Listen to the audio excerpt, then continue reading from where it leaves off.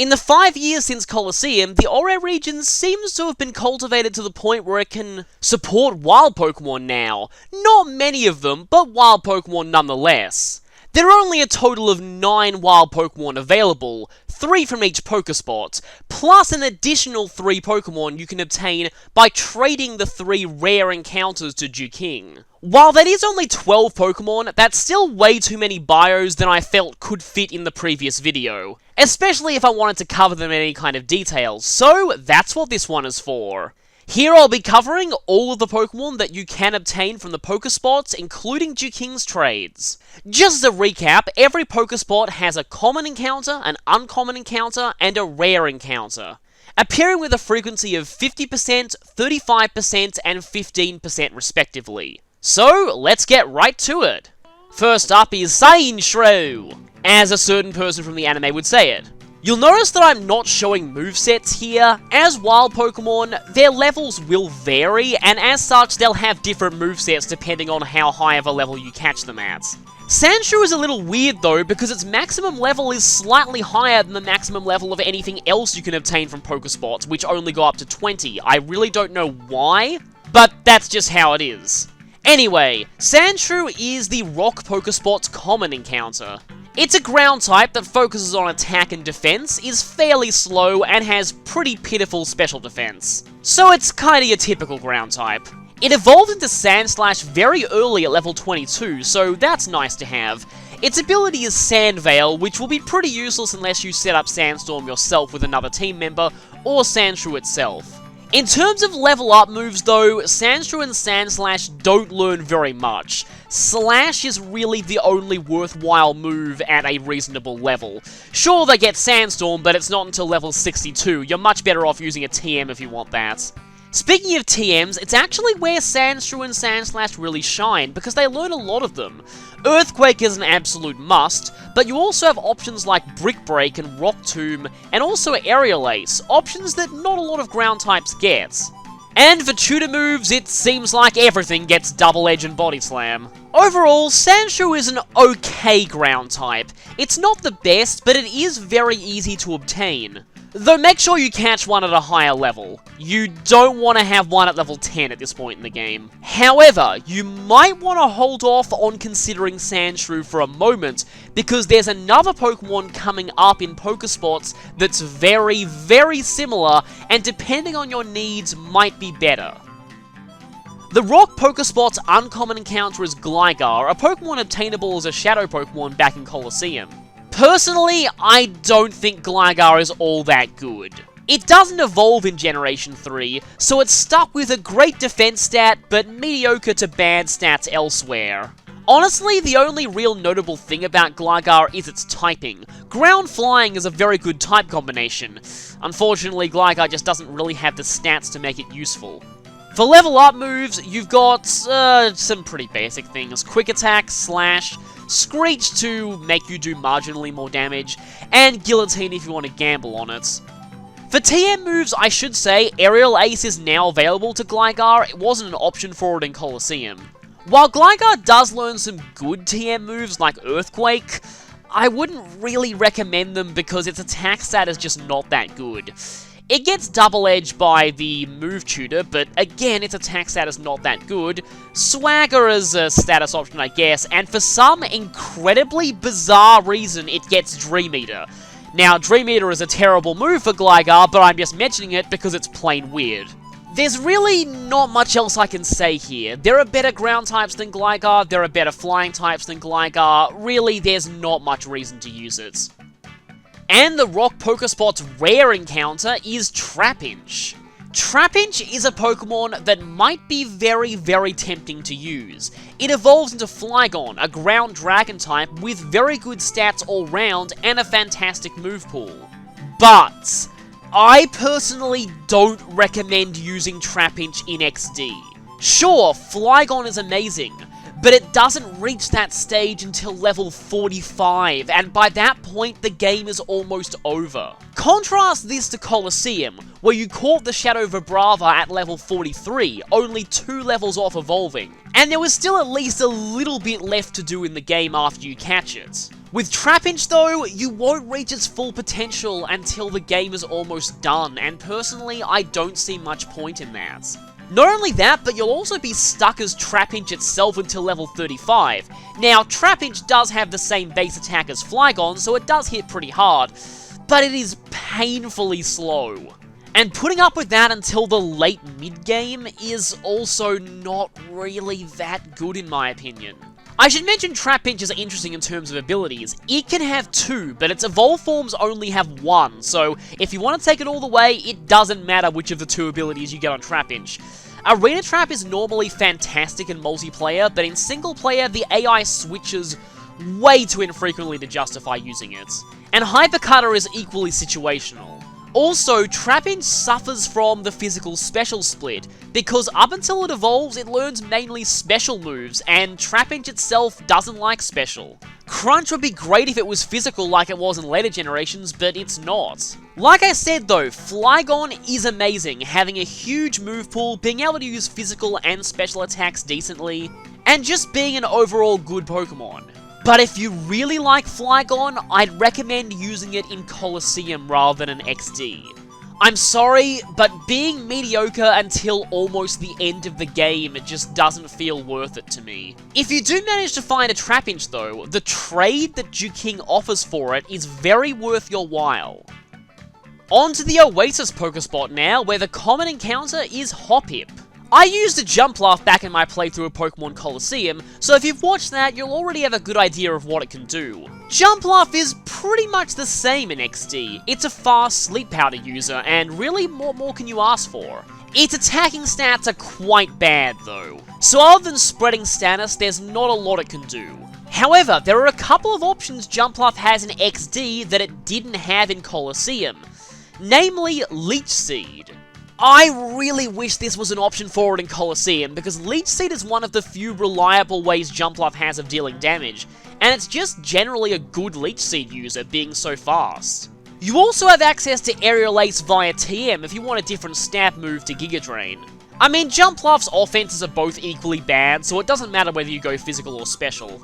And from the move tutor, you can get Substitute to use the useful Sub-Seed combo. Restoring your health gradually with Leech Seed while hiding behind a Substitute is a very annoying strategy, and Jumpluff being so fast is one of the best users of said strategy. It's also really good if you're using a Fire type with Sunny Day because you can benefit from the Chlorophyll ability. Hoppip will also reach its full potential pretty quickly. Reaching your 3rd stage evolution at only level 27 is pretty good. So overall, Hoppip, Skiploom and Jumpluff are pretty similar to how they were in Colosseum. Great, speedy Sleep Powder users, and in a game as focused around catching as this, that's a very good thing to be. The Oasis Pokespot's uncommon encounter is Phanpy, a ground type that specializes in attack and defense, is very slow, and has pretty miserable special defense. Am I getting deja vu here? Yes, Phanpy and Donphan are very similar to Sandshrew and Sandslash, so most of this bio will be spent comparing the two. Phanpy evolves slightly later than Sandshrew at level 25 as opposed to 22. Phanpy is also slightly slower, but has better attack, defense, and HP. Its overall stat build, though, is pretty similar to Sandslash, and it has higher numbers in the stats that it really needs. So overall, I'd say Donphan is a better Pokemon than Sandslash from a pure stat standpoint. Ability-wise, it's a different story. Phanpy has the pickup ability, which is always useful to get a few extra items. On evolution, it turned into Sturdy, which is pretty useless, so I'd say that Sandshrew marginally wins here, but only very marginally. Sandvale isn't that great, but at least it's better than Gen 3 Sturdy. As for level up moves, Phanpy is the clear winner here, if only because it learns Earthquake naturally by level up. It won't do so until the game is almost over, but still, in a game with limited use TMs, learning Earthquake naturally by level is a very good thing to have. Other than that though, it's similar to Sandshrew, it doesn't learn many good moves by level up. TMs are where Phanpy's main weakness compared to Sandshrew lies. It lacks some of Sandslash's options like Brick Break and Aerial Ace. It still gets Earthquake, Sandstorm, Rock Tomb in return, but I would say Sandslash has a slightly better TM move pool. And as for tutor moves, it gets Body Slam and Double Edge, just like Sandslash, and I also recommend Substitute on Donphan more than Sandslash because of its higher HP. Phanpy is also a little bit rarer than Sandshrew, and a bit harder to catch as well, though that's not really saying much. Overall, Sandslash and Donphan fulfill very similar roles. And if you're talking pure stats, Donphan is definitely the superior option. But Sandslash has the advantage of having a bit more TM moves. So which one you go with is up to you. I'd personally lean more towards Donphan, but I can see people liking the extra moves on Sandslash. And the rare encounter for the Oasis is Surskit. I said bad things about Trapinch before, but Trapinch is amazing compared to Surskit. It's really not a very strong Pokemon, and a lot of people really don't like it for starting out as a, at the time, unique bug water type, but evolving into yet another bug flying. At only level 22 as well, so you don't get to use that unique typing for very long. Both of these Pokemon's evolutionary stages have slightly different learn sets though. It gets more water moves as a Surskit, learning Bubble Beam at level 25, and also gets Agility, which is, I guess, kinda helpful, at level 31, and Haze at level 37. As a Masquerain, however, it'll get Stun Spore at level 40, and Silverwind, which remember is physical in this generation, at level 47. So there might be a reason to hold off on evolving for a little while. As for stats though, normally base 80s are okay, but when 80 is your highest stats, it's really not a good thing. So you're left with a Pokemon that's slow, physically frail, doesn't hit hard on the physical side, which is not good when both of its stab typings are physical, and is only mediocre at special attack and special defense. It does learn a few interesting TM moves. One option that I've listed just for how, I guess, semi-unique it is that it learns both Sunny Day and Rain Dance, and can benefit both from Rain and from Sunny Day Solar Beam, so I guess that's there. It's still not the best at either, though. For tutor moves, though, you have the very, very good support move Icy Winds, though there are better Pokemon for using that. In terms of ability, it gets Intimidate on evolution, and this is really the main noteworthy feature of Masquerain. It's kinda sad, but there's really not much else good about it. Really, if you want an Intimidate user, Mightyena is better, and that's really saying something. Even worse, Surskit isn't that good as trade fodder because the Duking trade offered for it isn't really all that great either. So yeah, poor Surskit. It feels like in most of the games it appears in, its only real noteworthy quality is being rare. At least Masquerain got a lot better in Sun and Moon, but well, this isn't Sun and Moon. Really? Did you really expect anything else for the Cave Pokespot's common encounter? Of course it would be Zubat. Now, before you break out your repels, even though they don't exist in this game and wouldn't help you anyway, Zubat is actually a very good Pokemon if you stick with it. It evolves into Golbat at level 22. Now, Golbat isn't that great, but if it's leveled up with High Friendship, it'll evolve into Crobat, and Crobat is very, very impressive. You have access to the Soothe Bell, which raises happiness gained, shortly before you have access to Zubat, so you should probably give it to it as soon as possible, because you want to evolve it into Crobat as fast as you can. Like I said, Golbat is not great, but Crobat has some pretty solid stats, having an amazing 130 base speed, decent 90 attack, and overall solid defenses too. Its worst stat is an only average special attack stat. Its only ability option is Inner Focus, but it can help with all the fake outs that get thrown around in this game. I will say though, early level up moves are Zubat's biggest weakness. You want to make sure you catch a Zubat as close to level 20 as possible, because until it gets Wing Attack at level 21, its moves suck. Seriously, do not catch a level 10 Zubat. You'll be stuck with Leech Life and Astonish as your only damaging moves, and those are horrendous. I said in an earlier part that I tried to train a Zubat early in Fire Red and Leaf Green, and it was painful. Learn from my mistakes. Once you get Wing Attack though, things get a lot brighter. But its other level up options aren't all that amazing. Poison Fang is okay, but at level 49, you're likely to have Sludge Bomb by then, and that's much better. And Haze is decent, but it comes very, very late. In terms of TM options, you have Toxic and Taunt if you want to go for more of a supportive route, Shadow Ball, Sludge Bomb, and Aerial Ace if you want to go physically offensive, and I guess Aerial Ace is an option if you want to handle rock types. For tutor moves, you have Double Edge for damage, Substitute and Swagger for more support options. Overall, Zubat is very common and easy to catch, so adding one to your team isn't hard. And if you're diligent with the Soothe Bell, you can have a Crobat fairly early, and Crobat's very good overall stats really carry it all the way through the game.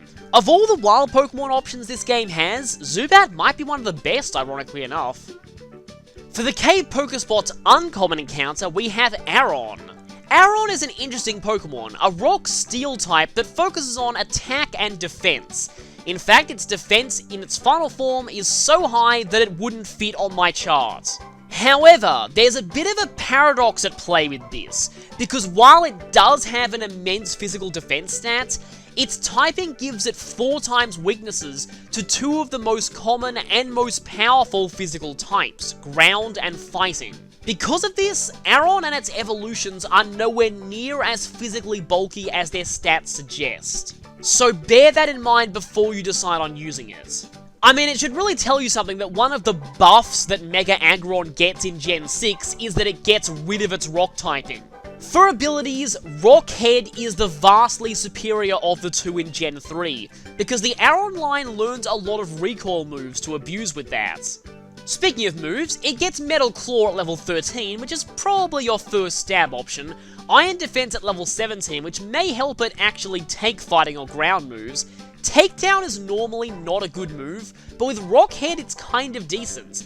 And you get Iron Tail at level 29. Now, this is a very powerful stab move, but it does have shaky accuracy. Protect is decent, especially if you're using a partner with Earthquake, because, well, otherwise it's going to get devastated by it. And Double Edge is great with Rock Head, but you don't learn it until level 63. I'd recommend teaching this via the Move Tutor. For TM moves, I think most of these can only be learned as an Aggron, but you have Focus Punch and Brick Break for fighting options, Aerial Ace for some flying coverage, though if you don't one-shot a fighting type, it's probably going to one-shot you, and Rock Tomb for both some damage and some speed control. Ironically, these Pokemon don't learn any rock moves by level up, so this is one of the best options you have for that. Speaking of tutor moves though, I mentioned Double Edge earlier. I would highly recommend teaching this if you're going to be using an Aggron later in the game. Well, provided that yours has Rock Head. But it also gets a few very interesting support options from the tutor. Thunder Wave, which is kind of weird, but is a great move, and Icy Wind, weirdly enough.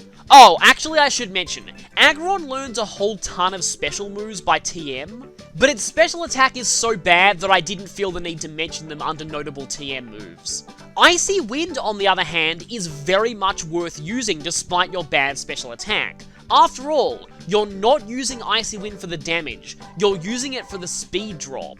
And on such a slow Pokemon, dropping the speed of your opponent's field is very useful. Now, one issue that Aron has is that it doesn't reach its final form until level 42, which is kind of late. However, its mid-form Laron has decent enough stats to hold its own throughout the mid-game, so the late evolution I don't find to be that big of a drawback.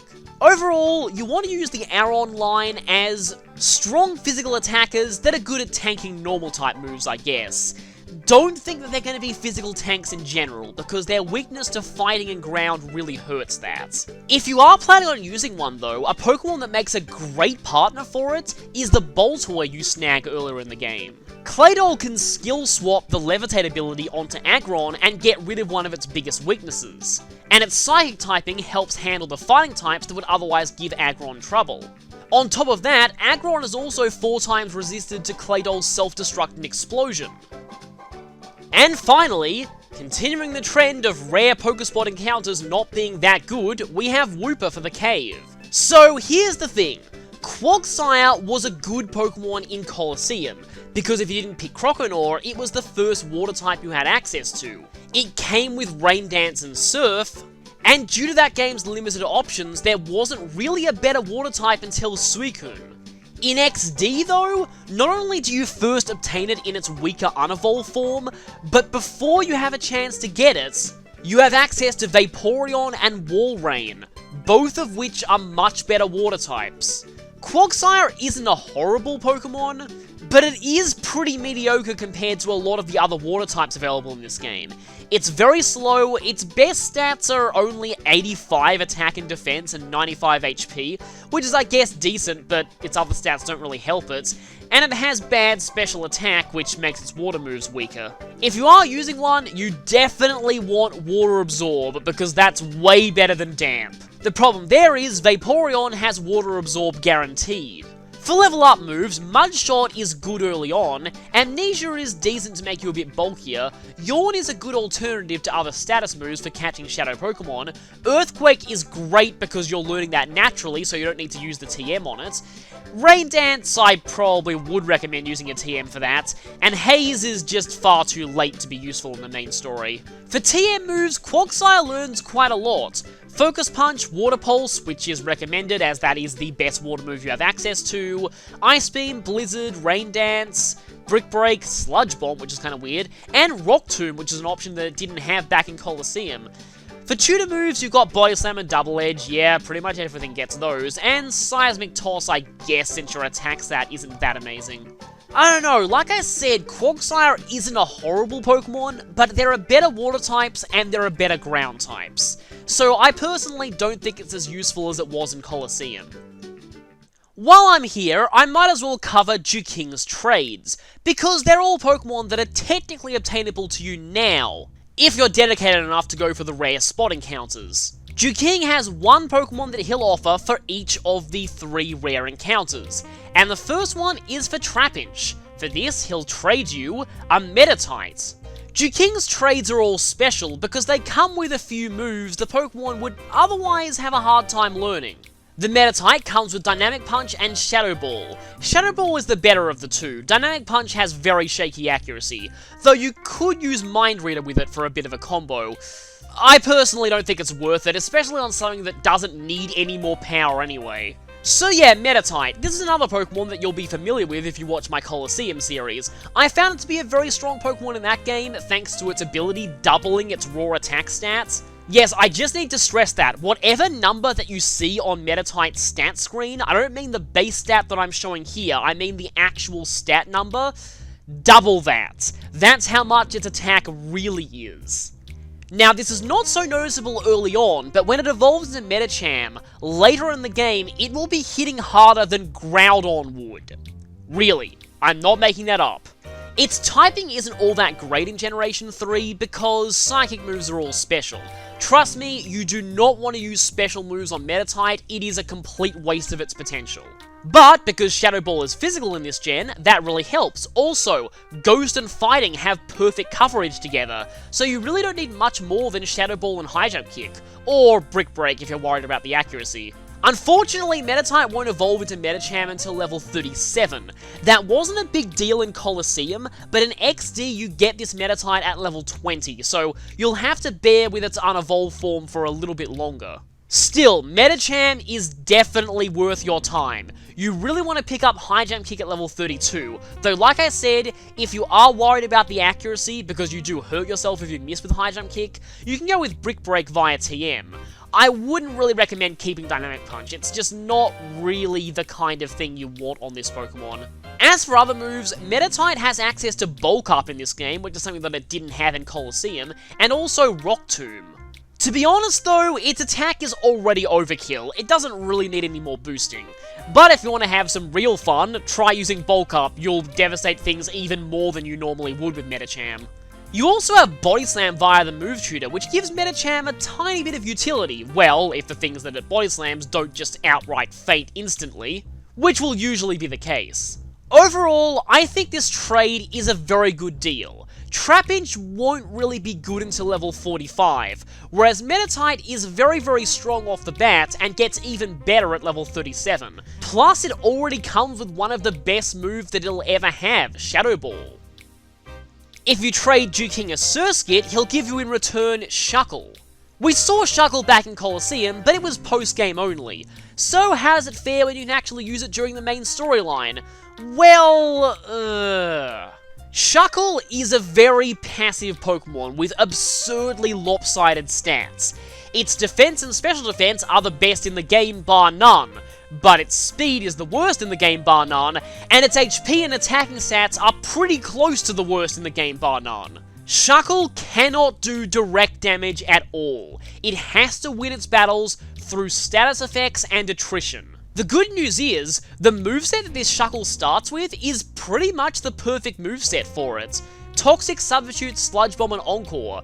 Sludge Bomb is really only there to stop you from being totally shut down by Taunt. But Toxic, Substitute, and Encore have a pretty specific strategy behind them. Either find a Pokemon that can't do much damage to you and set up the Substitute, or Encore them into a non-attacking move and set up the Substitute. From there, you can use Toxic and just wait until they faint from the poison. It's really not that good of a strategy to be using during the main story, in my opinion. In multiplayer, it can work, but in the main story, you're probably better off just going for pure offense. It's also completely shut down by Steel types. As far as other moves go, like I said, you really don't need to change much about this moveset, but if you were to change it, Wrap is an alright option to replace Sludge Bomb. It's an attacking move, but its main draw is that it does residual damage to your opponent at the end of every turn, and this residual damage does work on Steel types. Rest at level 37 is also the closest thing Shuckle has to a good healing move. For TMs, you can go with Dig for stalling, Sandstorm for more residual damage, and Rock Tomb for team support with the speed drop.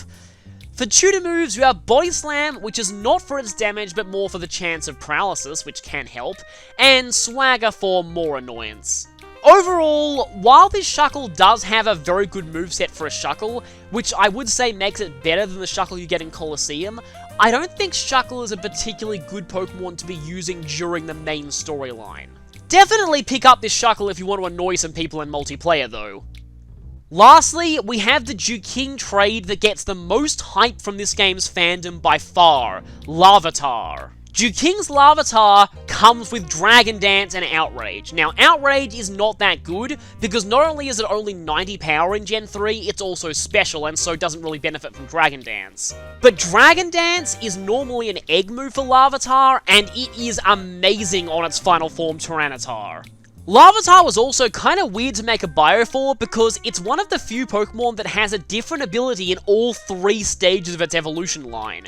As a Larvitar, it has Guts, which is decent, I guess. As a Pupitar, that changes to Shed Skin, which you can abuse with Rest, I think.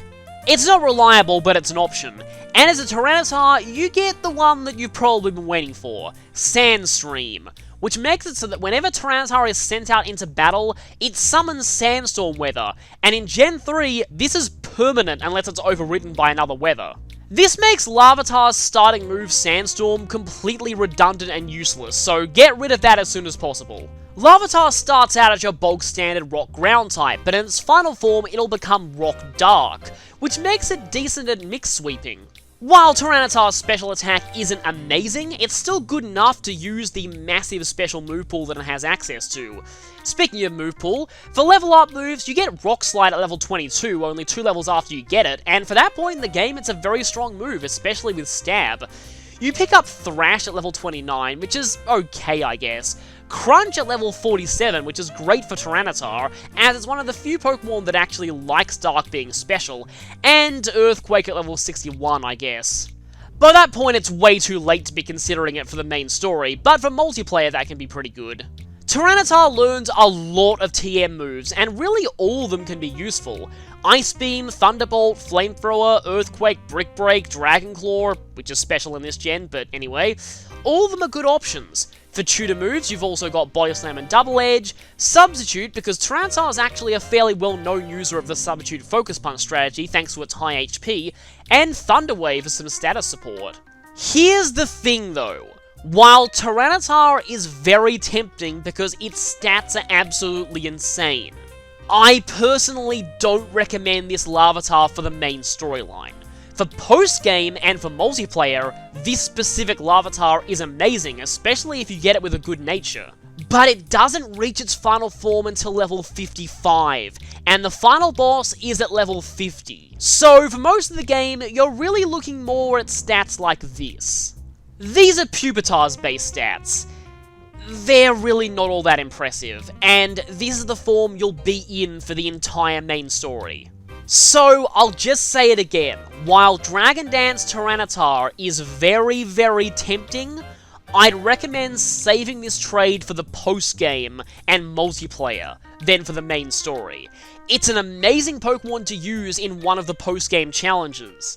But for the main story, really, by the time it evolves into Tyranitar, you're so high level that you can just sweep the final boss anyway. So yeah, I'm sorry to say this, but don't believe the hype with this Larvitar. With all those Pokemon covered, we can finally move on. So I'll see you next time for more progress.